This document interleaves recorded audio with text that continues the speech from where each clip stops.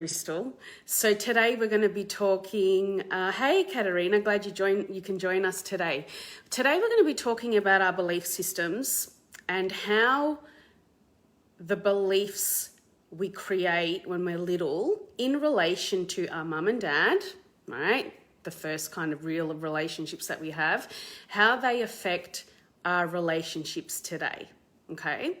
So as I'm going through this, I want you to really have a think about for yourself what your experiences have been like with your parents, regardless of the relationship you have with them today, what your experiences were like as children with your parents, okay? And I saw this post, I shared this post in my story yesterday, and it said, when you were a child, you were also watching your parents grow up.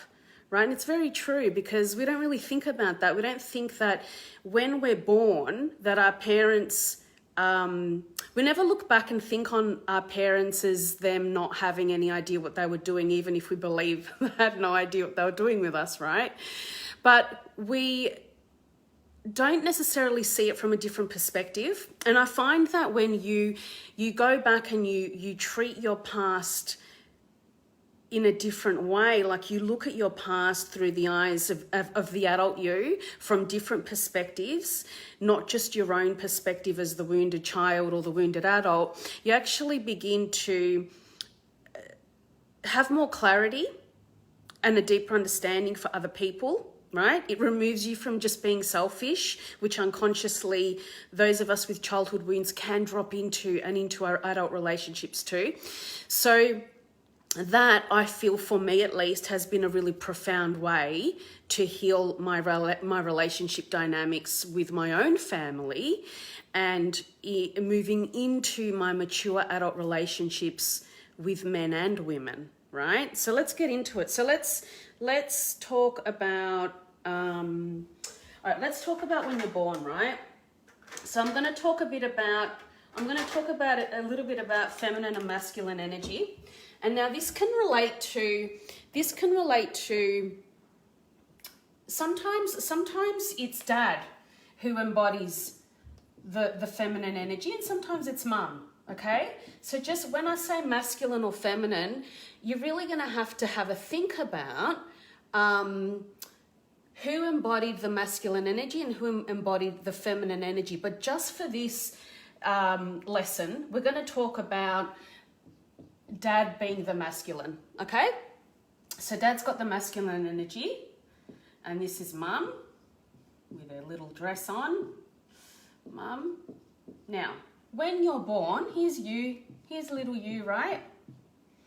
When you're born, how am I going to do this?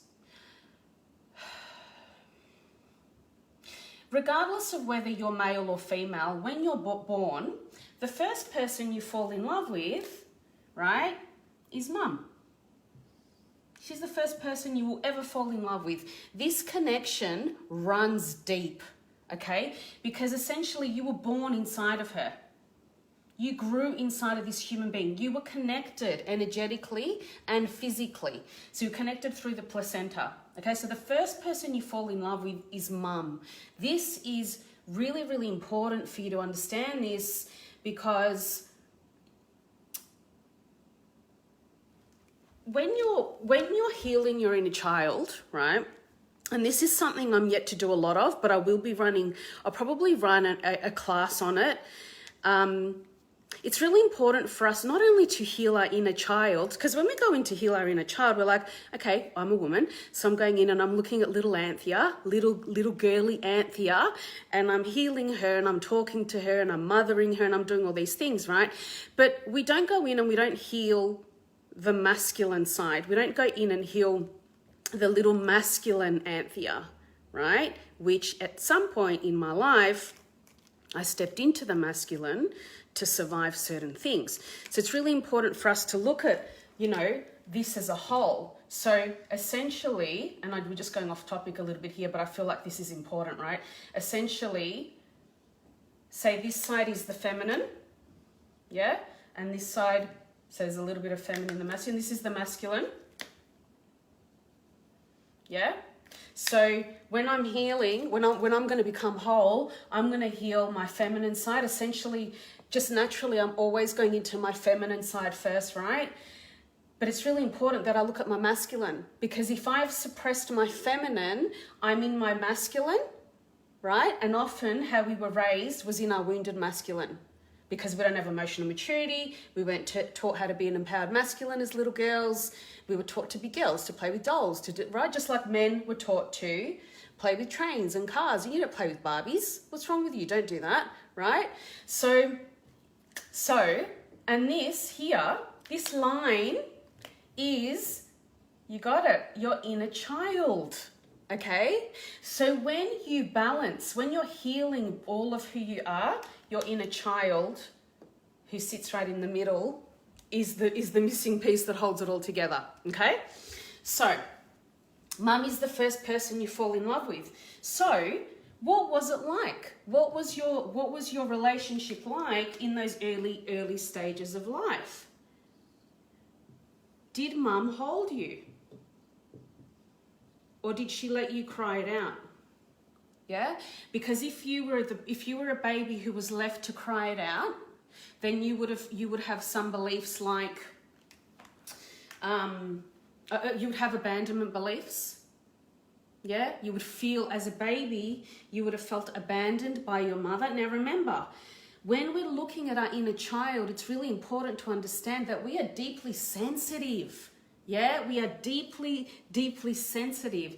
So as a child or a baby, if you've been left in the cot to cry it out, some of the things that you could believe are, I'm not good enough. I'm not good enough. I'm not important. I'm not loved. Right, I'm not going to write them all out, but you get the drift, right? I'm not loved. I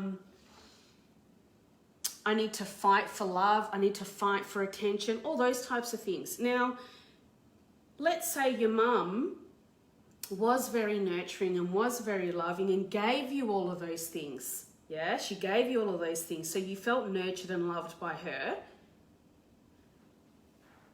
But then dad, who's the second person you fall in love with, right? He abandons you emotionally. He abandons you psychologically. He abandons you physically. Sometimes dads leave. Sometimes the dad isn't present at all. So if the dad wasn't present at all in your life, okay, let's say he left when you were little. Let's say, so dad leaves, right? And you were a woman, dad leaves. Well, again, you're going to have potentially abandonment issues, right? So when you're little, between the ages of 0 and 6, when you're born, you create your belief systems. And they're based on the things you see adults do and the things you hear adults say. So if dad has left as a little girl or boy, you're going, okay, I can't trust men. Can't trust men.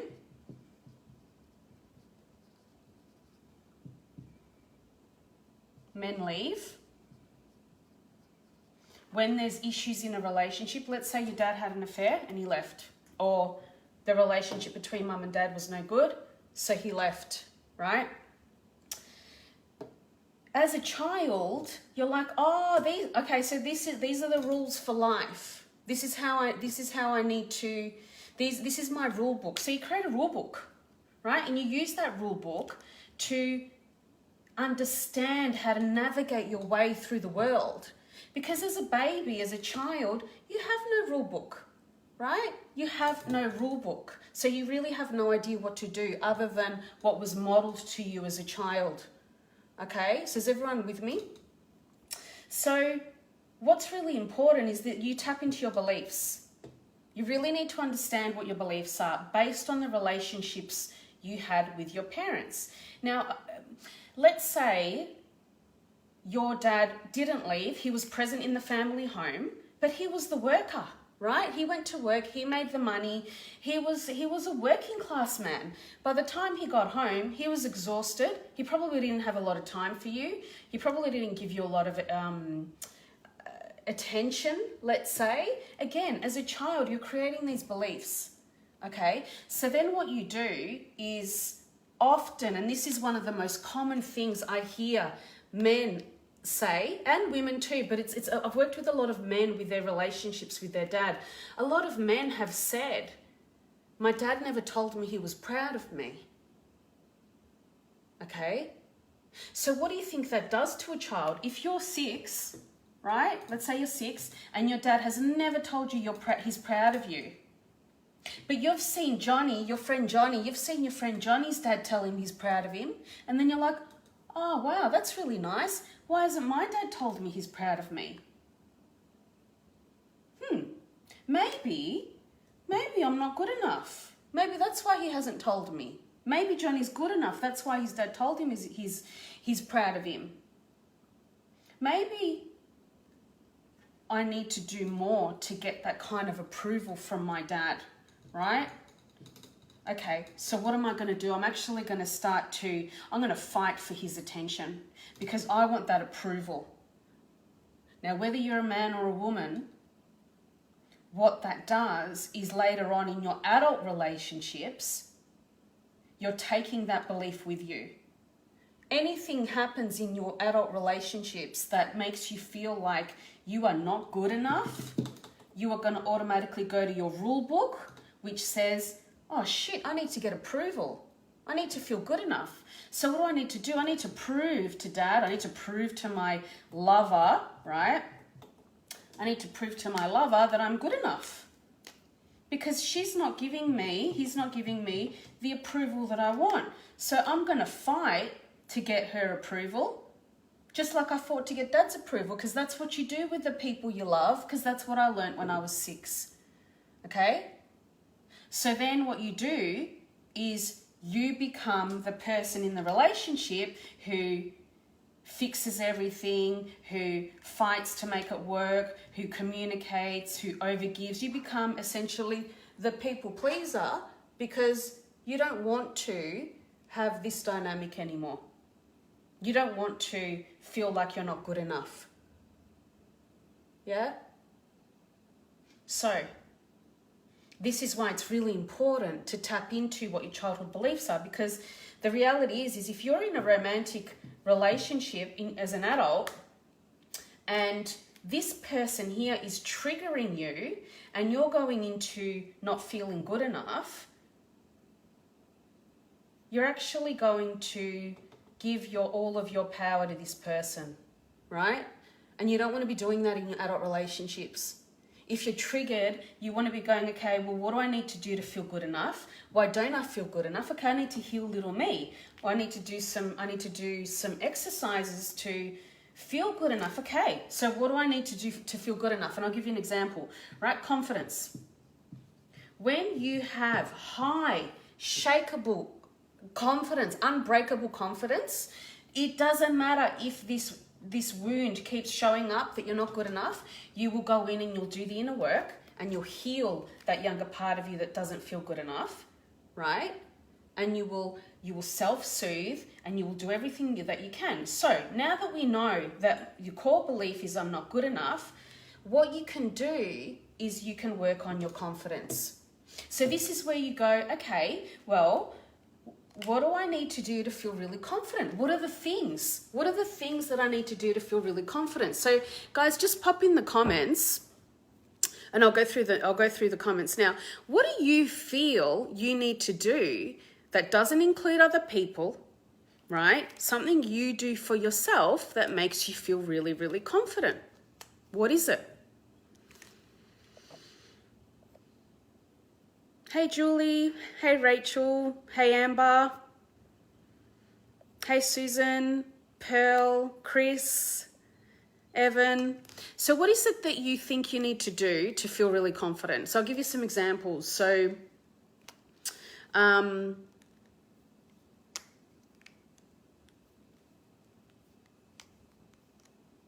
examples. All right, some of my examples for feeling really confident. So what do, right? What did I do? When I realized that I lacked any form of confidence at all in my relationships with others, I started to really go in and take a deep dive into my inner child, right? And I started to do things that I used to do when I was little, like dancing. And so every day at 5 o'clock, me and my girls would have dance o'clock, right? And we would dance. And in those moments where I was dancing with my children, I didn't feel, I felt free. I felt free, and my ability to find a way to feel free from feeling insecure or feeling down, it actually started to make me feel confident. Oh, here's another thing that I used to do. I used to hate the sound of my own voice, okay?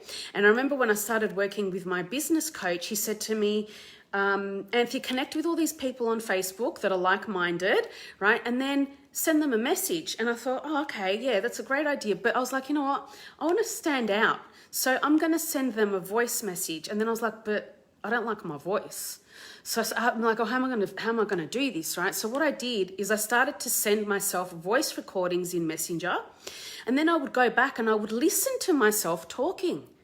And I was like, oh, I don't like the way I said that word. I sound really aggressive there. Or I was like, I want to sound more feminine, right? And so then I kept on practicing, and I really tapped into my feminine essence. And so I started talking from that feminine place, right? Because my whole life I felt I was very masculine. I was in my wounded masculine energy. So that's what I started doing. And then when I started reaching out to people, I would send voice messages and I'd listen back to them, and I loved how I sounded, right? I loved the sound of my voice.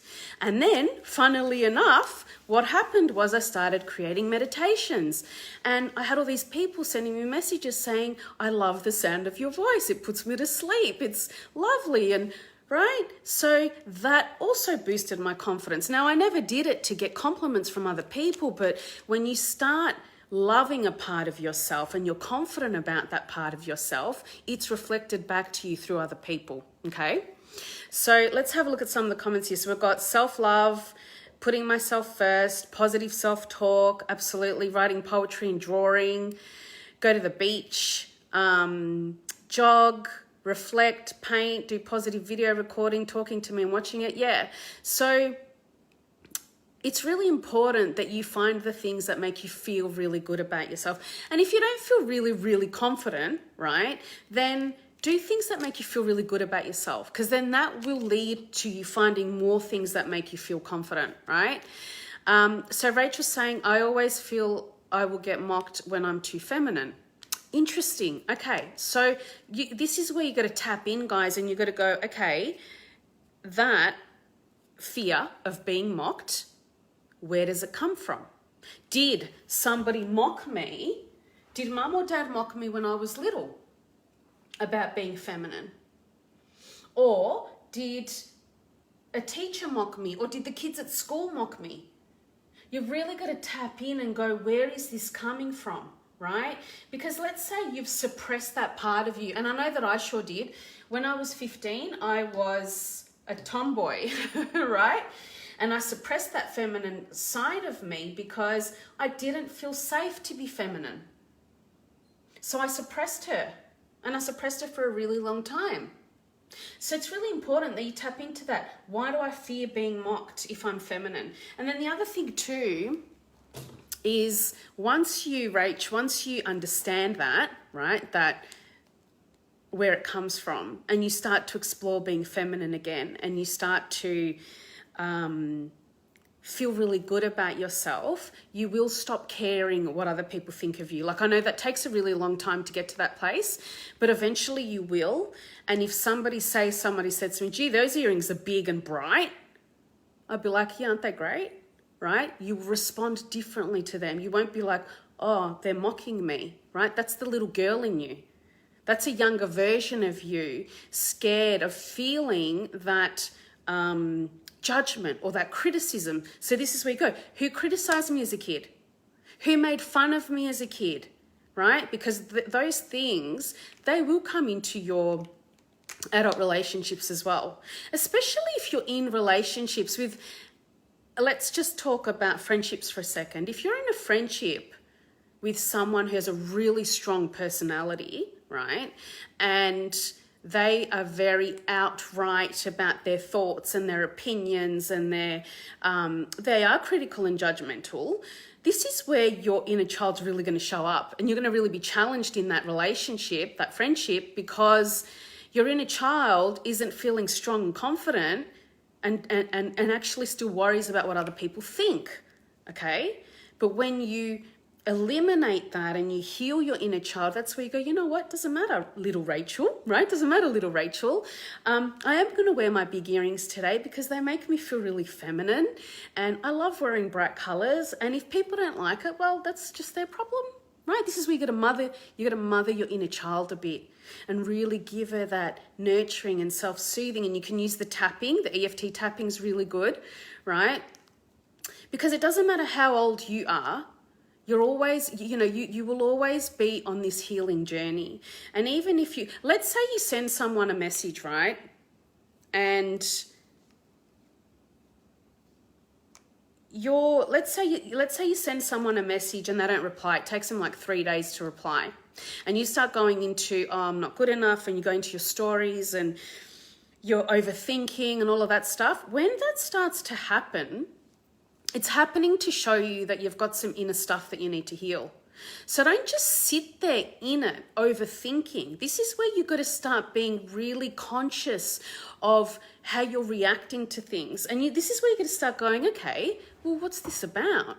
Which part of me is feeling abandoned or ignored or disregarded right now? How old am I right now? Okay, I'm 9. Right? When you start questioning yourself like that, you start getting answers, and then you can actually start healing that part of you, right? And so, because otherwise you just spiral down and you start assuming, and you're like, oh, that person doesn't care about me, or they're off doing this or that. And all of those assumptions are usually wrong. They come from our own insecurities. And then you probably hear back from that person 3 days later, and they're like, sorry, I went away camping and I didn't have any reception. And you're like, oh. And I just went through all of that internal mental chaos when it wasn't even true. Yeah? So anytime this happens, this is an opportunity for you to start doing the inner work, right? This is essentially what we want to get to. Yeah, and yes, no, we're not going to stay here all the time. But essentially, when we go into, when we go into adult relationships with other people, men, women, lovers, parents, whoever, right? Children, co-workers, we want to be showing up as a balanced individual. So we don't create chaos for ourselves. We don't create chaos in our lives, right? And it all comes back to this. It all comes back to our inner child. If this is out of whack, this middle line is out of whack, everything's out of whack. And the reason why we heal our inner child is to become whole, to bring that childlike essence into the present moment, to feel whole and complete, not defragmented, right? When you're defragmented and you've got unhealed trauma, unhealed younger versions of you, it's really hard to be an empowered adult and to have healthy, mature relationships with people. If you're showing up as a teenager or a 9-year-old, you're just going to destroy it. You'll damage it, right? And then you will feel really bad. So Lee's just saying, okay, so sorry, let's just go to Susan first. So Susan says, I don't like the feeling of being vulnerable. Okay, because is that because it is scary and you don't feel safe when you're vulnerable? Is that why? Because if it is, Susan, just drop me a comment and let me know. I'm just going to go with it is, right? So because if it is, it can be very confronting to be vulnerable. Like I actually really enjoy being vulnerable with myself and with others when it is safe to do so. When it is safe to do so. Often we don't feel safe to be vulnerable or something like that because we've been hurt before when we've done that. Yeah? But it can be so beautiful to open yourself up to be vulnerable with the right person as long as you feel safe to do so. And that takes time. Like if you watched last week's video where I talk about getting to know someone first, it takes time to do that. So Susan, I invite you to practice being vulnerable with yourself. So when you do feel those emotions, those, deep sadness or deep happiness or whatever it is, sit with that Allow yourself to be vulnerable with yourself, right? And get really comfortable with being vulnerable with you first before you start doing it with other people. So Lee's saying it's scary, Anthea. I don't think I shut that part down due to abuse. Okay, so it is, which part is scary, Lee? Which part are you referring to? You're referring to relationships? Which part is it exactly? So I'll just wait for you to comment. So are there any other questions, guys? If there's no other questions, I'll just wait for Lee to respond. But if you would like to come along to my webinar that I'm running this Sunday, which is tomorrow, it's all about your inner child and your relationship dynamics. So if you would like to come along to that, drop me a little comment below and I'll send you the link to register for that. It's an hour-long webinar, so I'll be talking about this in greater detail, but I'm also going to introduce to you my program that starts in November, which is called The Path of the Warrior, which is my inner child healing program, where I teach you all about this stuff, where I teach you how to embody emotional maturity and how to show up in your relationships and how you can actually communicate who you are and what you want in your adult relationships.